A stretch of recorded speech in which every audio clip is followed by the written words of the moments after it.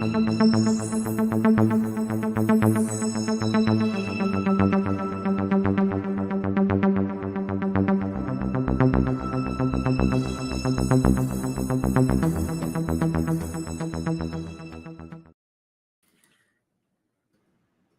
welcome to the first episode of Prove Me Wrong, the podcast. Gentlemen, I am so excited to have all of you here. And we're going to get to you in 1 second, I promise. But for those of us who are joining for the first time, this is Prove Me Wrong. And tonight you are going to see if the all-star panel that you're looking at right now can do just that. Can they prove me wrong? Guys, here's how it works. I'm going to hit you with a take.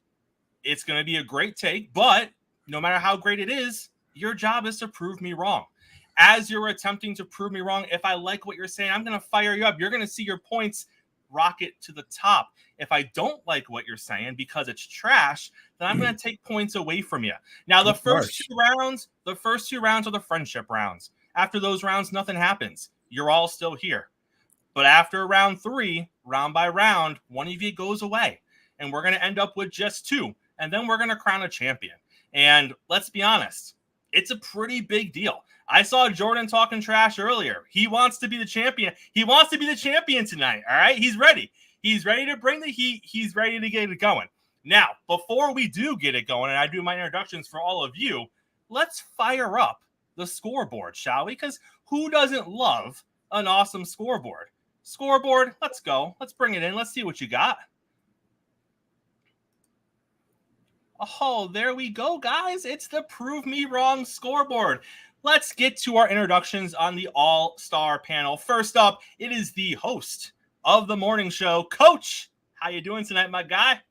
I'm doing good. I'm ready to get into it. I'm doing awesome. And joining Coach every morning on Coffee and Sports, Mo Betta. Hey, what's up, guys? Next up, we have Kyle. Kyle, how's it going tonight, my guy? I'm good. Can't wait to get started. So I hope you have a great night as well. And then, of course, the man who is already staking his claim to the title, Jordan. What's going on, Chris? I don't know who. I got 2 things to say. I don't know who created this guest list tonight, but why would you have Kyle on when I'm on? That's one question. That's one topic. And then the second topic is let's just get it going, man. Let's go. I'm ready. All right, gentlemen, we're gonna do this like elementary school. I'm gonna give you an order, and that's the order we're gonna flow in all night. All right, you only get 60 seconds, so when I call time, you gotta stop. No going past time because I will start taking points away.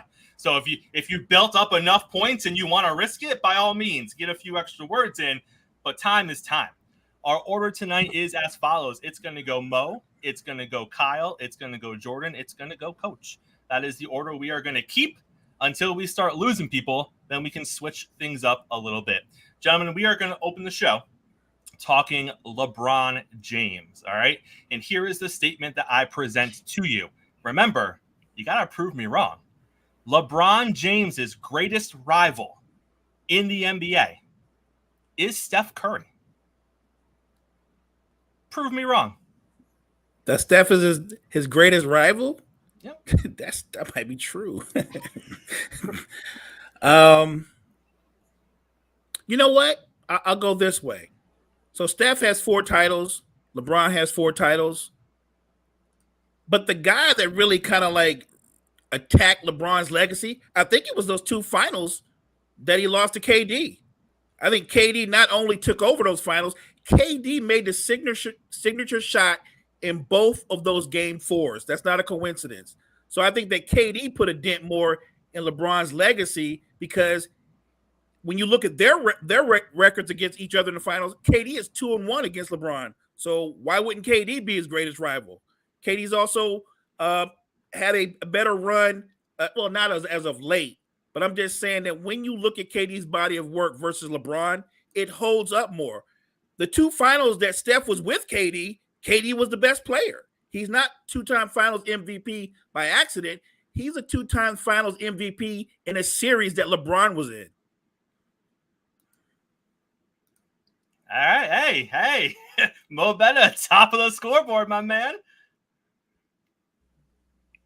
All right. Well, I guess I'll go. So I feel like his greatest rival is actually the expectations to be as good as Jordan, because I think no matter what he's going to do, that's how everybody's going to be looking at, is this enough to push him past Jordan? Has he equaled him? All that kind of stuff. I feel like at this point in his career, it might be tough for him to actually get past him, but I know that that's what's basically driving him to continue to play and, be as great as he's been. So Steph Curry's been a pretty good rival, but I think it's the expectations to be better than Jordan. All right, Jordan. I'm sorry, I myself muted. I mean, Mo and Kyle make good points. I think that when the question's asked, what great rival is it? Does it mean championship? Does it mean athletic ability? Because you can go either way. I think that really the greatest rival is LeBron himself, to be honest. Because other than there's people who,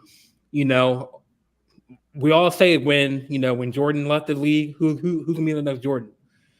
When LeBron leaves the league, who's gonna be the next LeBron? So I think it's just him and himself. Curry, yes, he has 4 rings.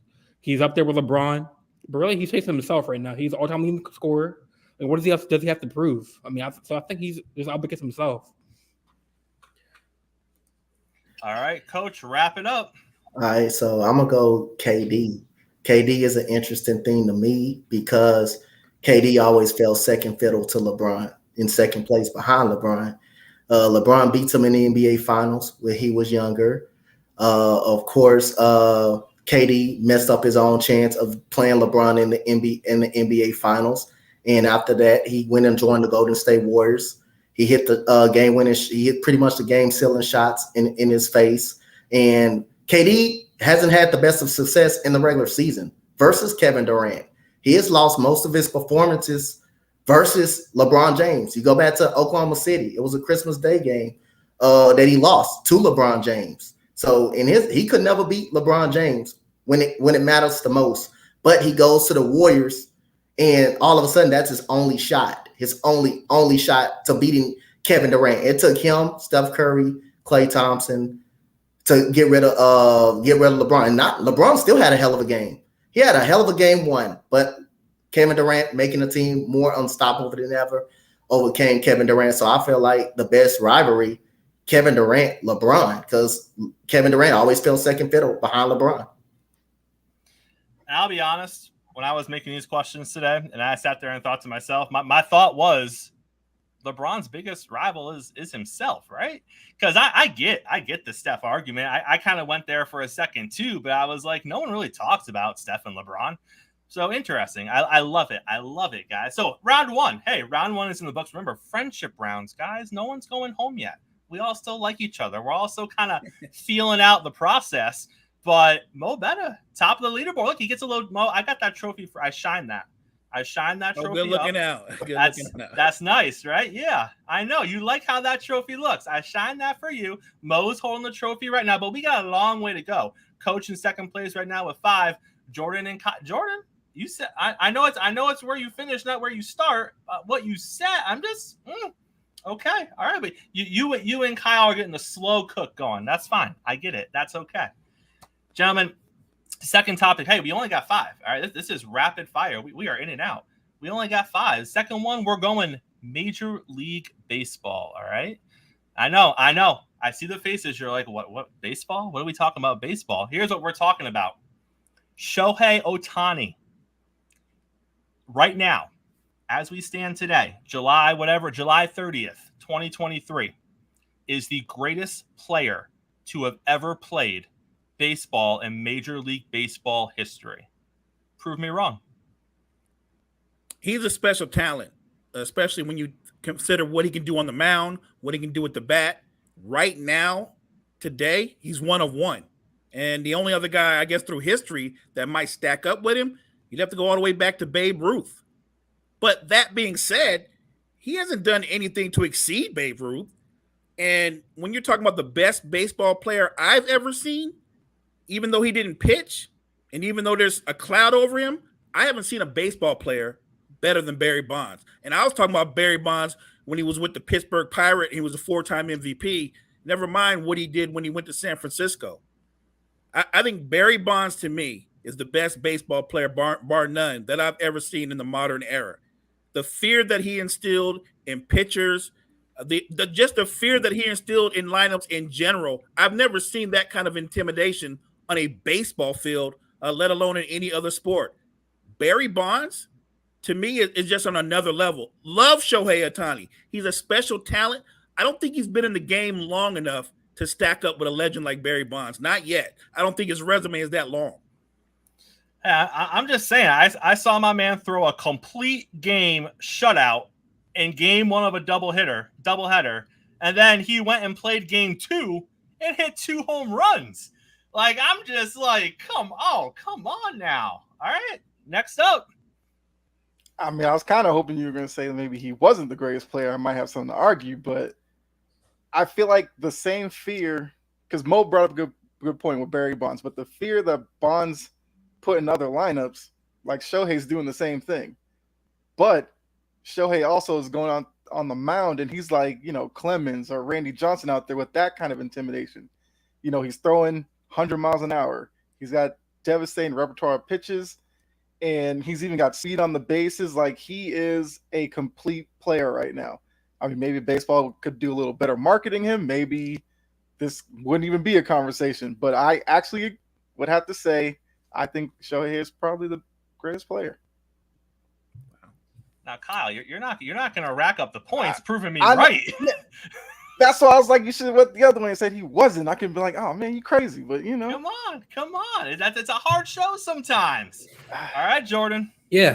So Ohtani, like Mo said, there's Babe Ruth who pitched and hit. And we never seen a player of that caliber since that time.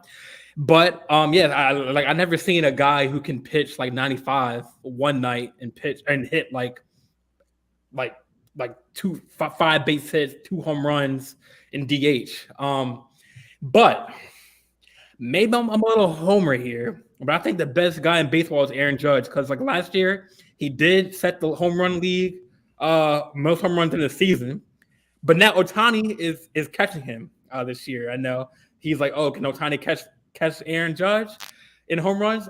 We'll see. But we never seen, as far as career-wise, Aaron Judge hasn't heated the game. Barry Bonds took steroids.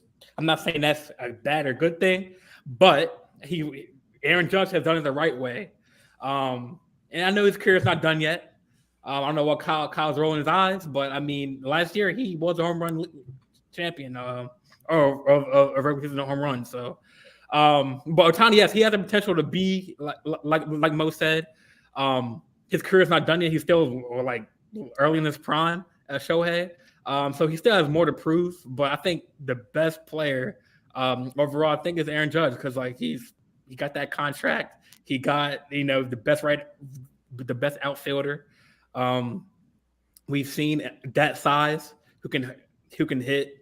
But yeah, I mean, as this generation, yeah. That's time now, Coach. Before you fire up, if you fire up with Altuve, I'm gonna feel a certain way. I'm just saying, don't be dropping Altuve in here. Well, first of all, you don't know what's in here, but I was gonna say I don't even talk about my Astros that much, so I ain't that type of guy. First of all, Aaron Judge is not the best player in baseball. The best player in baseball been hurt all year long. Your best player in baseball was hurt. The best player in baseball, without a doubt, unanimous, is Shohei Ohtani, and he will be one of the greatest, probably the greatest baseball player ever to step foot on the mound, on the bat, when he retires. The impact he has on his team. Every time he gets on the mound and pitch, you feel like you're going to win a ball game. That's the only time you feel like, hell, the Angels do win. That's the only time you feel like they do win, when he's on the mound pitching. For us hitting, it's getting to the point where you rather walk him on base with anybody, with a man on base. That's how scared it is for Shohei Ohtani. That's how much of an impact on his team. Now, granted, it's not his fault because the team investing so much in hitting. They haven't invested in a lot of pitching. Now it's too late, maybe a little bit of too late for that. But no doubt about it, no doubt about it. You have Shohei Ohtani is going to go down as the best player in baseball. For him to be able to hit as good as he could and go out there and throw 100 miles per hour and do that in the same ball game and be dominant, that's something to see right there, man. So other than that, it's good. He makes an impact hitting and pitching, and to be able to throw 100 miles. That's just like I say, insane, man. So he is no doubt the unanimous best player in the game of baseball right now for the Angels. He's the only reason. And the only time the Angels win is feel like when he's on the mountain or when he's on the mountain. So Shohei Ohtani is unanimous the best player in baseball, and he will go down probably as the greatest player of all time when it's all said and done. The Angels just played the Blue Jays. I don't know if this current series or the series before, but he hit one, and they just go over to the dugout, and you got Matt Chapman in the dugout yelling at his the manager, saying he's the only effing guy that can hit on the team. Why are we pitching to him? I mean, right? Yeah, right. All right, guys, we are 2 rounds in. Mo, that you still got it. It's still rubbing that title up just there. hanging in there, but I feel Coach walking me down, so it's hanging in there. Coach and Jordan, second place, 6 points apiece. Kyle, you are in the danger zone. We are going into round 3. At the end of round 3, something's wrong with that button, man. Something's wrong with the button. We lose one of you. One of you is going away, and we'll see what happens. Can Kyle rally? What's I don't know what's going to happen. Round 3. Here we go. We're going to go a little NFL. Deshaun Watson is the worst quarterback in the AFC North. Prove me wrong. The worst quarterback? The worst quarterback. I think people forgot who Deshaun Watson was as a talent. So I think that when you look at his body of work, that's before he became a member of the Cleveland Browns. His body of work just with the Texans, my guess is going to far exceed anything that Kenny Pickens does with the Steelers. I think Kenny Pickens is potential, but right now you don't know about results. A lot of people are talking about how the Steelers finish strong on the back end of the season. But if I'm looking at talent and I'm looking at somebody can beat you with their legs and with their arms and it is a proven commodity, I'm going to go with Deshaun Watson over not just Pickens. Look, I don't want to hurt your feelings, Jordan, but I think Deshaun Watson is better than Lamar Jackson too.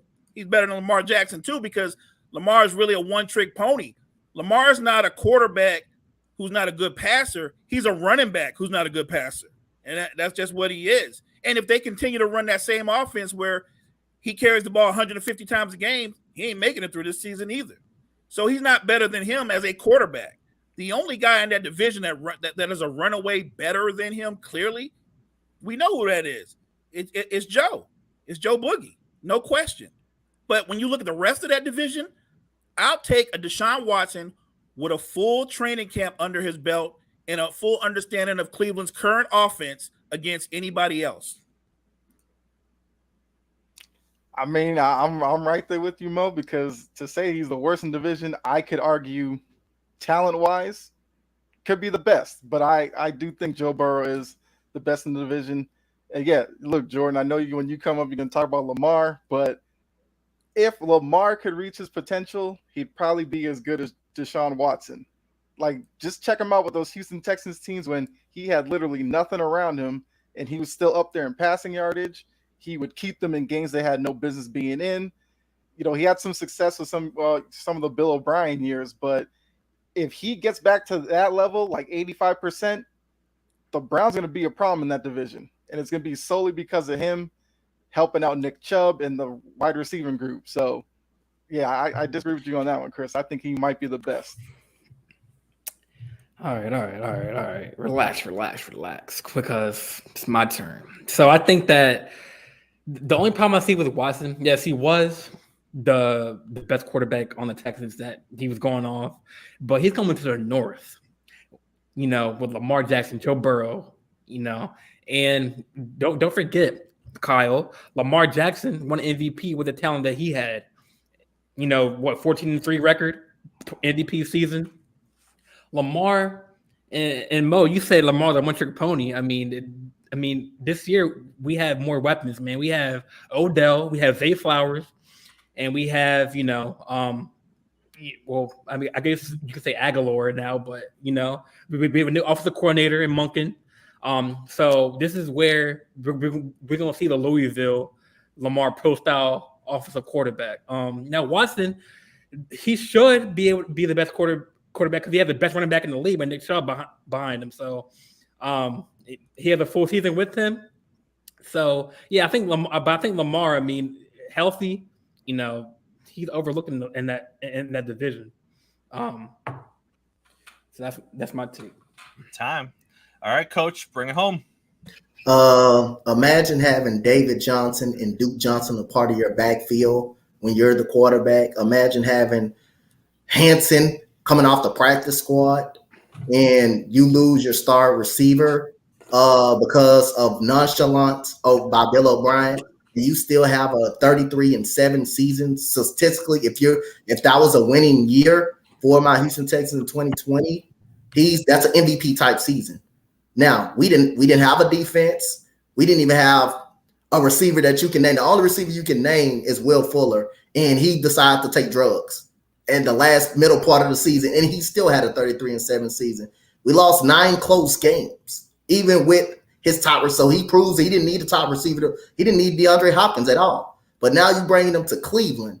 You bring them to Cleveland when you got Amari Cooper, who's a 1,000-yard wide receiver. You got arguably the best running back in football, and Nick Chubb. You have Donovan Peoples-Jones, who's slept on a lot, and you also have Elijah Moore, who's really good. So imagine what Deshaun Watson can do with those weapons. And when Deshaun Watson, if he is 90% of, like Kyle said, 85%, I had him better than Josh Allen. He beat Josh Allen head-to-head in a playoff game, came back from behind and won a playoff game from 16-0.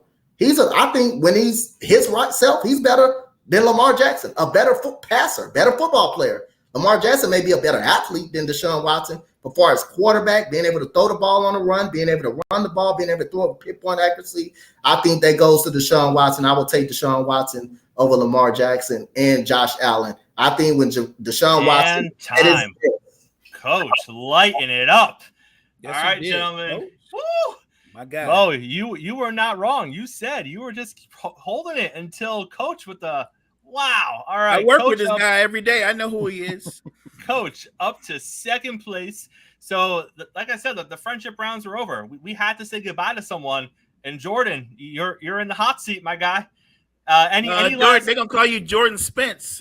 Any last words? You got 30 seconds. Let's hear it. Oh, me? Yeah. Wait, about like this situation. Whatever you want. You got your time's ticking. Last words. No, I mean, I just think that, I mean, with this season, like NFL season coming up, Lamar, he's approved it. He got the deal, he got the contract. This is a 5-year contract, so he has, all the weapons he needs. So no excuses to win a championship, get to the playoffs. So hopefully he can get it done. All right, Jordan's out. And we are down to 3. Gentlemen, the scores stay the same. Your progress is your progress. So, Mo, you're still leading the pack at 15. Coach is right behind you at 13. Kyle made up some ground. Don't count him out yet. No doubt. Next topic, gentlemen, we're going back to the NBA. Michael Jordan. All right. Michael Jordan's flu game is one of the most overhyped moments in NBA history. Prove me wrong. One of the most overhyped moments? Yes, sir. Before you start, we've all went to work sick. We have all gone to work sick. All right. I don't care what your profession is. We all go to work sick and do our jobs just fine. And no one's sitting here telling us how great we are because we came into work with the sniffles and a head cold and did our job like we should. But this man gets a flu and hits a couple of baskets, and all I want to do is talk about how he fought through the flu. Come on. Prove me wrong. Well, he fought through the flu in the NBA Finals. And he fought through the flu against a Jazz team that had control of the series. He fought through the flu with a subpar Scottie Pippen. People forget. They think that Dennis Rodman gave Karl Malone fits. No, he didn't. Karl Malone showed people that Dennis Rodman was 40 pounds lighter than him. He dominated Dennis Rodman. Dennis Rodman in the 2 games or the 2 series versus Karl Malone never averaged more than 8 rebounds a game. So he had a subpar Pippen and a subpar Rodman, he didn't get much from anybody else. Think about the scores of those series. We're talking about 83 to 76. So when you put up 30 plus points in a battle like that, in a grind like that, and you're under the weather and you hit the dagger three that cements that, that's not underrated. To me, he's at age 34, 35. That's extended greatness showing itself on the biggest level at the biggest time. Not overrated. I would say that's just Michael Jordan basically saying, drop the mic. That's one of those kind of moments. I mean, that statement had to come from a LeBron fan because that's crazy. Like, it just, like Mo said, it shows the competitor he was, how driven he was, and how he was just willing to do whatever it takes when needed to win at the highest level. You know, especially in this day and age where you got guys sitting out for random reasons. You know, DMP, coach's decision, then you find out, oh, they just needed a day off. Like, what? I mean, you know, the whole myth behind food poisoning, flu, whatever. Either way, to still perform at that level against a really good Utah team, there's no way you can overhype that. I mean, we got people on this network, Freddie, who's talking about LeBron in the playoffs last year with foot that was like broken or something. He didn't even get the win. At least with Jordan, you know, he went out there and he performed. There was no questions asked, hit the biggest shot. So, yeah, it's not overhyped at all. Bring it home, Coach. Bring it home. It's not overhyped at all. I mean, this is the NBA Finals. This is a 2-2 at this time, 2-2 series. The winner of this game got momentum. Utah is playing at home. I think Utah has 2 games at home. So, and plus, you forgot about Game 6. Michael Jordan was the catalyst of that win in Game 6. He stole the ball from Karl Malone. Karl Malone hit the game-winning shot, and this man is drinking loads of Gatorade on the bench. Scottie Pippen, after the game, have to hold him up to keep him literally from falling out every single time out. And again, Scottie Pippen had a hurt back in that series. Nobody noticed that. His back was hurt in that series. And every time he falls, he was glimacing. So this is the NBA Finals. Big players make big-time plays. Michael Jordan made big-time plays every time you needed him. Every time. I mean, in the Western Conference was really good. In those eras, you played a 67 who was tough, 67 win team in the NBA Finals twice with the Lakers in the Western Conference, with teams like the Portland Trailblazers to come out of that and win 67 games, and they're hard to beat at home, to take 2 of those games, and plus to have the game that he had in game number 5, to be able to almost fall out and have a teammate to hold him, that have a back injury, and then to get a big steal to set up a game, get a big steal to win a series. That is a clutch performance by Michael Jordan. It's the NBA Finals, and he made big-time plays when he needed them, whether it was on the offensive side of the ball or on the defensive side of the ball. To have 30-some points when you're only scoring 80 and time. Coach again, closing out the round strong. All right, updated Prove Me Wrong scoreboard. Mo, you're hanging in. You're hanging in with the trophy. 21 points. Coach is coming in right behind you at 19. Kyle, we got to say goodbye to you. Any final thoughts? Hey, man, happy to be on. I mean, Coach and Mo, that's tough competition. So if I had to lose anybody, happy as them. So Same, Kyle. Respect, man. All right. And then there were 2.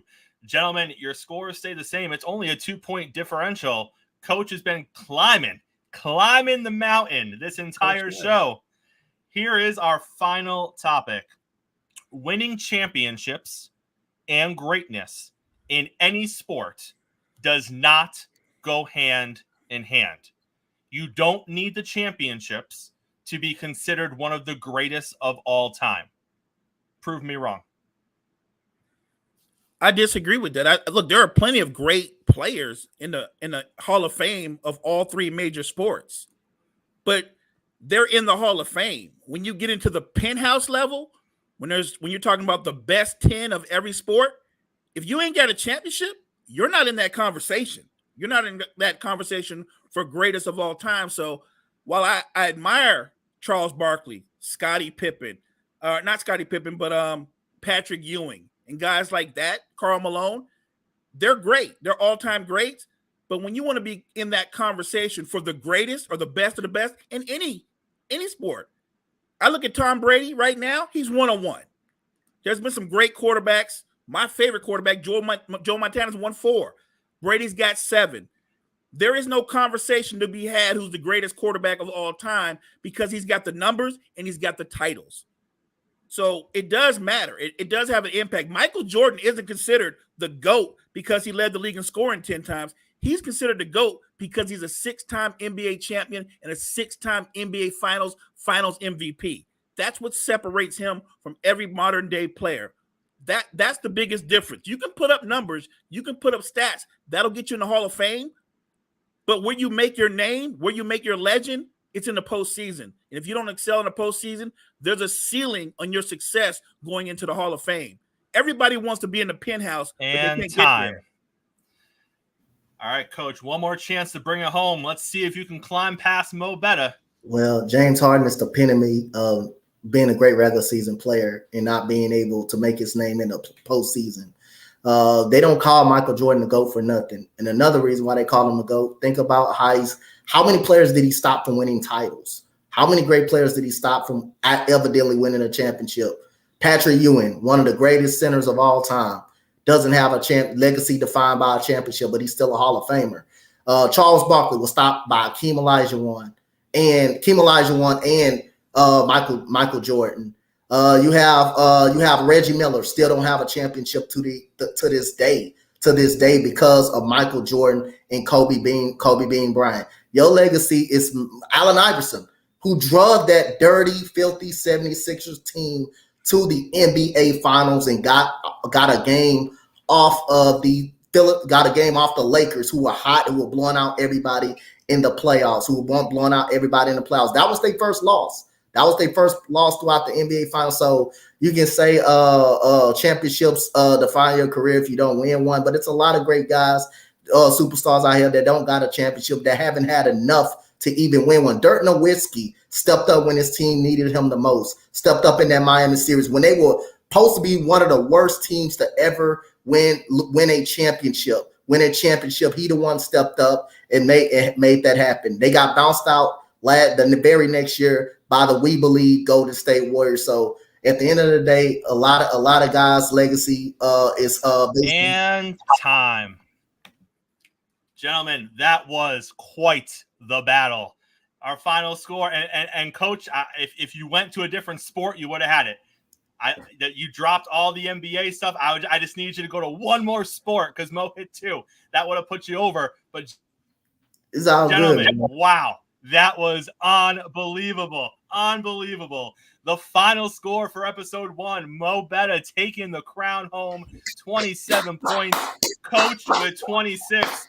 And the crazy part is, Coach, these guys are together every morning. Sure, That's my guy. That's my guy, man. We got it. Every morning, these guys are together on the morning show. That's why the morning show is it. Yep. That's it. Mo, you earned the crown and you earned the final thought. 60 seconds, whatever you want to talk about, the floor is yours, sir. I'm going to make this short. I think that the situation with Bronny James is something that we all kind of got touched by. And I'll make it simple. I just wish the young man a speedy recovery. I want him to be healthy. I know that USC is still supposed to start a tour overseas, but I have to assume that his parents are going to take every precaution. I don't see him returning anytime soon, and he shouldn't. Your life is much more valuable than any game. Until he's 100% cleared by doctors and his parents are okay with it, young man, just heal, take your time and get right, because that's the most important thing. So to me, going forward, I would like more trainers, more staff to be aware of guys, because you know what? Players aren't going to always say when they're not feeling their best. So just be more aware of what's going on. I remember what happened with Hank Gathers. I remember what happened with Reggie Lewis. So we want to avoid any kind of tragedy like that ever coming back to affect not just the games, but us as the fans. So Bronny James, just heal fast, young king. That's the champ right there. Mo, thank you so much. And thank you to the rest of our all-star panel for being here tonight. Coach, Kyle, Jordan, Mo, the champ. This is in the books. Episode 1, Prove Me Wrong. We will see you guys next time. Thanks, Chris.